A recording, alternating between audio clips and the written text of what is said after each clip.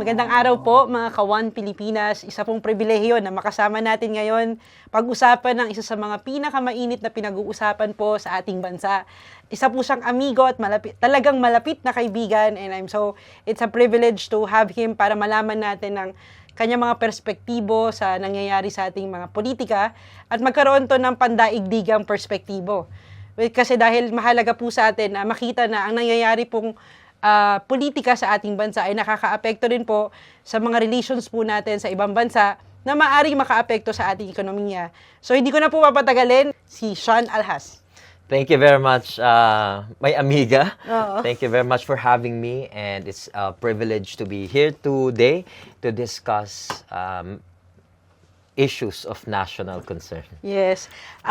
Sir Sean, amigo, no? So recently po na nakita po natin sa media na ang ating presidente pumunta po sa Canada. Oo nga, nakita ko rin yun. In fact, it's part of his, I'm assuming it's part of his tour of duty to make known our Philippine positions elsewhere abroad. So, oo. Tsaka nakakatawa kasi majority halos ng maraming Pilipino ang nasa Canada at naging Canadian citizen. Eh nakakatuwa, bago tayo pumunta sa main topic natin, Sir Sean, gusto ko lang din talaga malaman, and I'm excited for this, no? Recently, di ba na-qualify tayo ng World Bank, no, sa upper middle class Upper income. middle class. Correct. So sa mga simpleng mamamayan, sir, shortly lang. So ngayon ko lang naisip tanungin because you have that global perspective. Ano pong ibig sabihin yan sa simpleng mamamayan?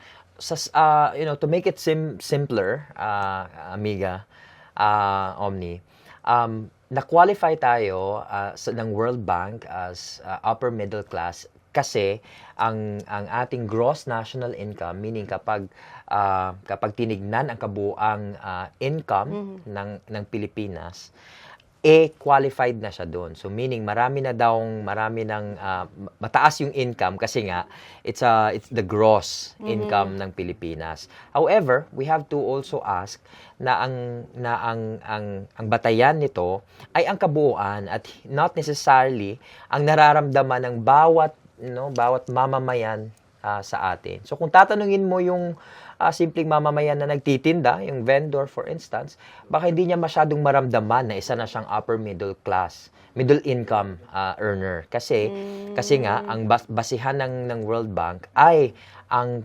pangkabuuan. Now, ano pa ang mga consequences of ang Pilipinas becoming an upper middle income country. Now, posibleng yung pag naglo-loan tayo kumbaga sa World Bank, mas malaki na yung pwede nating utangin sa kanila.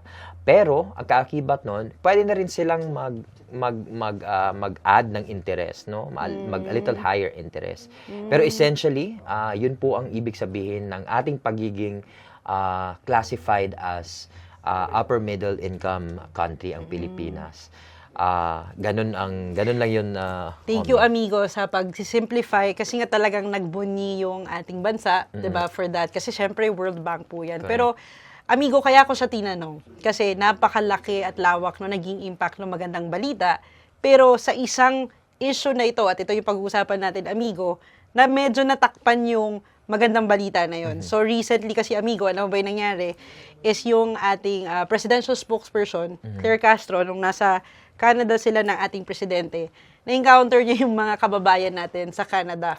So, and then, may nasabihan ng isang bagay na natawag siyang pangit.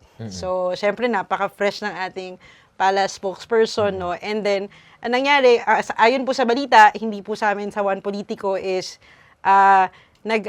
inireport ng ating palace spokesperson sa, I think, sa authorities po ng Canada and DFA. Yung isang remark po ng isa sa mga OFWs po natin na na-encounter nila si presidential spokesperson Claire Castro, naging isang international issue at naapektuhan rin ang relationship ng Pilipinas at Canada. So, and also politics, di ba po? So, kasi allegedly, itong mga OFWs nito ay may iba silang gustong leader or may pinaglalaban sila, amigo. So, gusto kitang tanungin, anong pananaw mo dito? Unang-una sa lahat, Omni, no? yung nangyari sa Canada, yung nangyaring insidente involving our presidential spokesperson, si Yusek Claire Castro, at ating mga OFW na nagpoprotesta habang bumibisita ang ating presidente, si President Ferdinand Marcos sa Canada. Isa itong pagpapatunay na ang ating mga OFWs na nasa Canada ay may mga sentimento, may mga sentiments at mga grievances na gustong ipaabot sa ating presidente through our spokesperson, si Yusek Claire Castro. Kasi nga, siya yung nandun, siya yung nadatna ng ating mga OFW na nagpo-protesta. At you can see, no? You can see even the video clips, there are heightened emotions.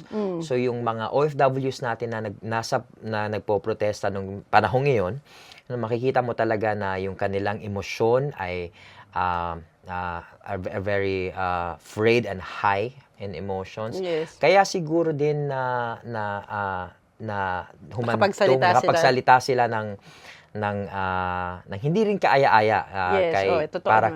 para kay Pala spokesperson. Pero yun nga dapat natin intindihin na dahil sila ay may sentimento at may grievances, may grievances perhaps sa ating Pangulo or perhaps sa pamamamalakad o sa kung anumang issues na gusto na iparating, it is understandable na ganun ang maramdaman ng ating mga OFWs.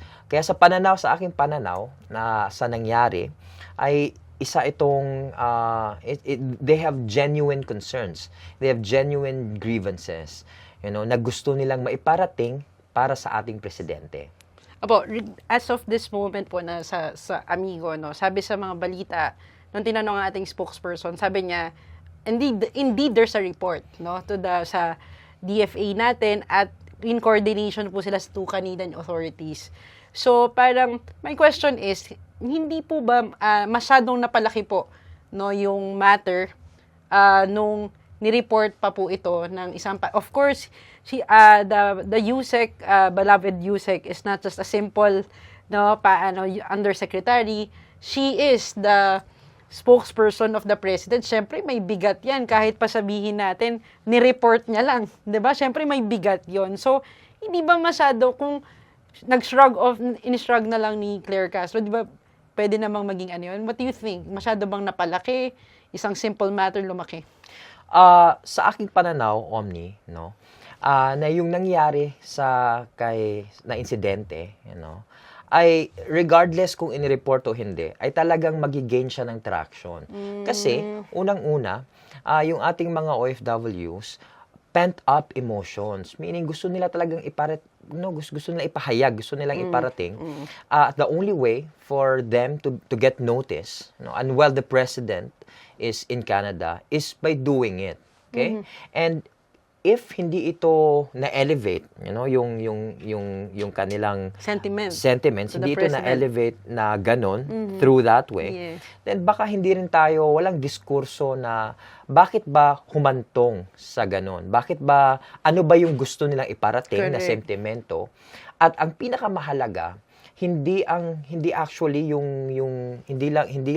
yung what happened, but how we should look at it is kung ano ang dapat ginawa para ma-address ang particular na hinanaing at hinanakit ng mga OFW na nandun.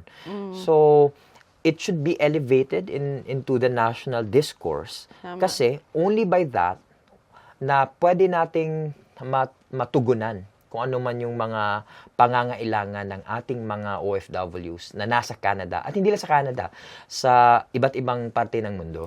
You were talking about, now you're discussing, Amigo, about protocols, right? So,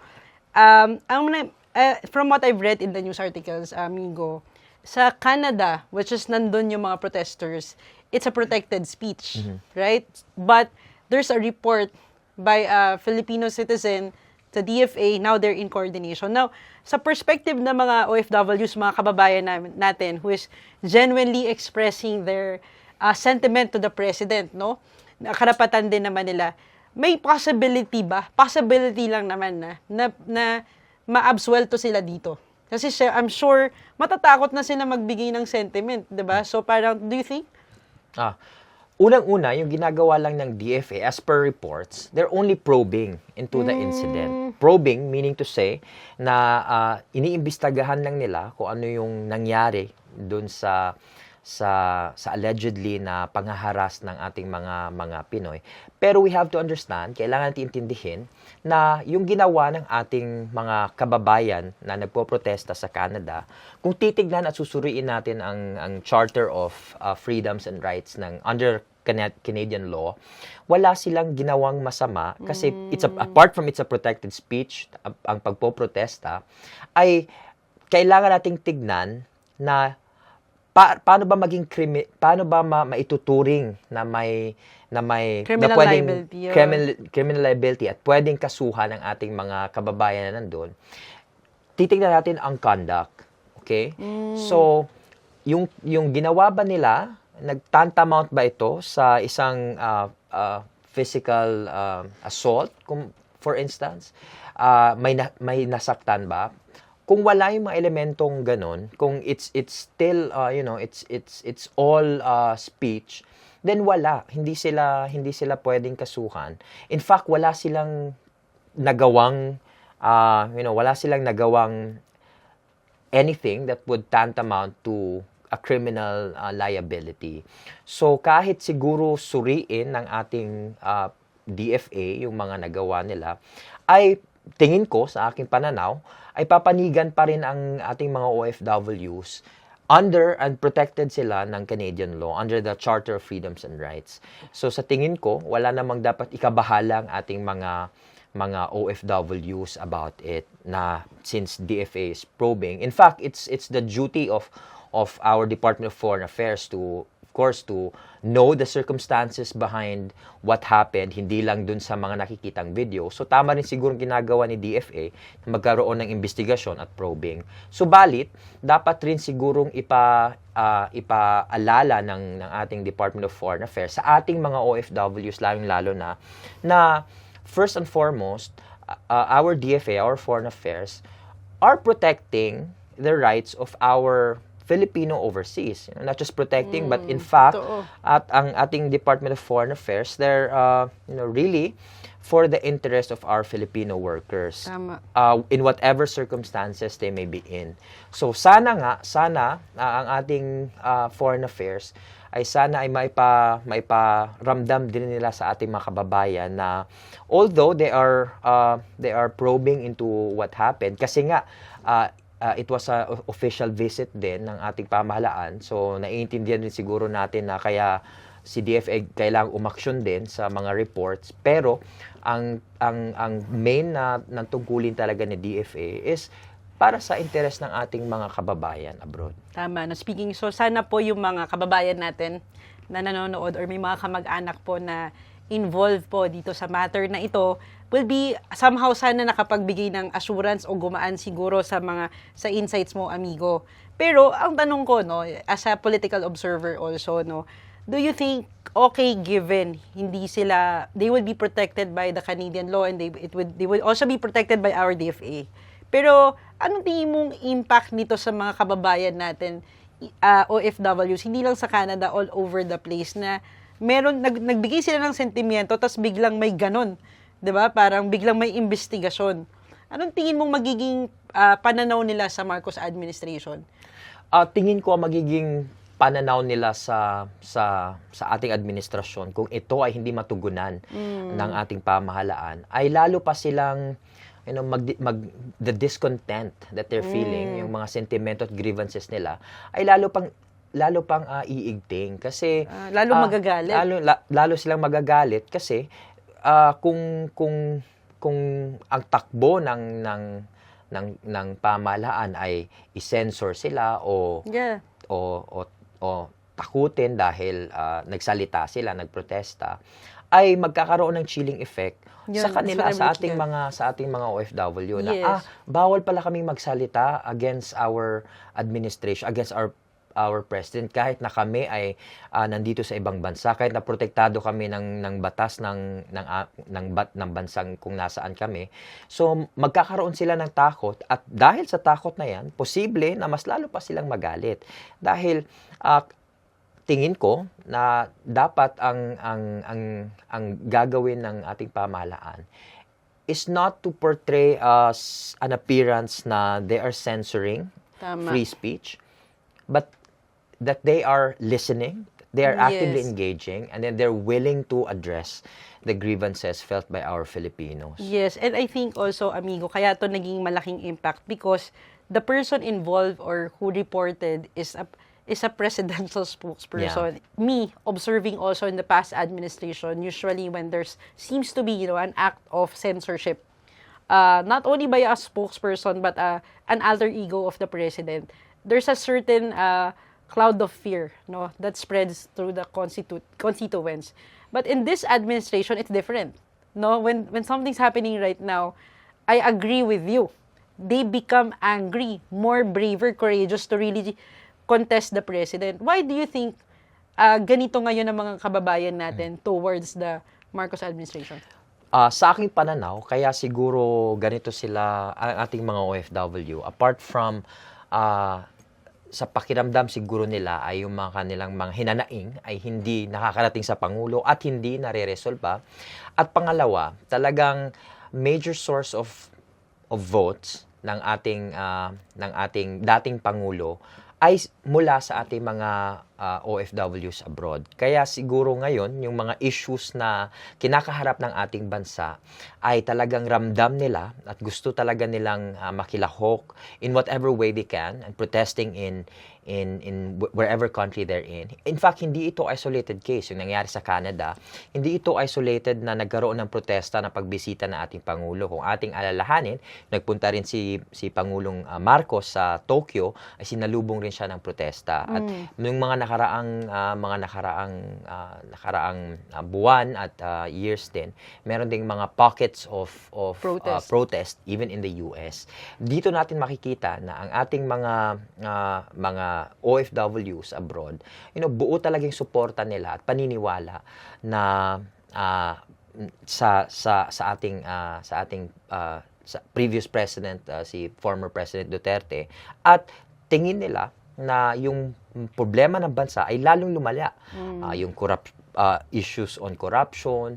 Kaya hindi natin talaga maiiwasan na ang ating mga kababayan ay magpahayag ng kanilang mga saloobin at damdamin through protest, no, sa kanilang kung nasaan silang bansa. Kasi they really feel the issue. At saka itong issue na kinakaharap ng bansa ay napakalaki at napakamalawak na even our OFWs are no longer afraid to speak up about those issues. Yes. Para lang maiparating sa kinauukulan kung ano yung nararamdaman nila. Mm-hmm. So, amigo, no, so as we conclude, no, of course, we don't want marami nang tayong problema sa bansa ngayon, lalo na sa mga naglalakihang political issues, amigo. So, of course, we don't want our leaders in Malacanang to be distracted in another matter like this. And of course, ayaw natin makaramdam ng takot ang ating mga kababayan sa mga oras na to kasi marami na silang problema eh. So, as an expert, no, o as an observer, no, in international relations, in your experience in public service in the executive branch. So, as your last message, no, what's your best advice? What's your best advice to our leaders in Malacanang? What's their best move right now to address this situation? The best move that they can do right now, our administration, with all due respect to all the brilliant minds working in the office of the president, is really to show to our OFWs, to our kababayans abroad, that number one, that they listen. Yes. Our administration listens to their grievance, to their sentiments, to their emotions. Number two, to engage with them, to engage with our kababayans. Iparating natin sa kanila na ang gobyerno ng administrasyong Marcos ay handang pakinggan sila at handang i-address kung ano man yung mga hinanaing nila. Kasi ang looking at from a international perspective, kapag hindi ito na-address, it could affect confidence to our administration and our institutions. And apart from losing confidence is yung tinatawag na credibility, our credibility in conducting foreign relations, because laging sinasabi ng ating foreign affairs na we, the Philippines, we adhere to the rule of law. Yes. Pero if we don't address these issues abroad, with our OFWs, then that would run counter to our own pronouncement na ang Pilipinas ay nag-adhere sa rule of law, Yeah. mine-maintain natin yun. Kasi dapat consistent tayo. Yes. So dapat i-address natin ng mga problema at hinanain ng ating OFWs. Yun lang ata talaga na we should be able to, the administration is very willing to basic, listen. no? Listen lang Oo, talaga, listen no? at saka engage and address Yeah. Listen and the problems that they are voicing out. Siguro, amigo, sometimes, siguro inuunawa din natin yung mga leaders natin sa sobra siguro sila, amigo, bombarded with their big responsibilities. Sometimes, we forget, the basic things that is expected from us as public servant. Pero, hindi dapat din po maging complacent because hindi naman tayo laging nakaposisyon. So, parang, as long as we have time here, let's give our best to assure the Filipino people and let's do our duty. Napakasimple lang po, sabi nga ng ating amigo, listen and engage. Hindi na natin kailangan magpakomplika pa at magdulot pa ng takot dahil hirap na rin naman po ang mga kababayan natin abroad. So, need lang po nila ng assurance sa administrasyon. So, amigo, maraming salamat. Maraming salamat din for having me for today's show. Salamat po. At muli po dito sa One Politico, lagi po natin pinag-uusapan ang mga napapanahong issues po at makatulong po sa inyo po maintindihan at kumalma po sa mga nagbabangga ang problema po sa ating bansa. Nawa po sa mga narinig po natin kay Amigo Sean ay nagdulot po ng kagaanan at linaw po sa mga issues po ngayon sa ating bansa. Magandang araw po.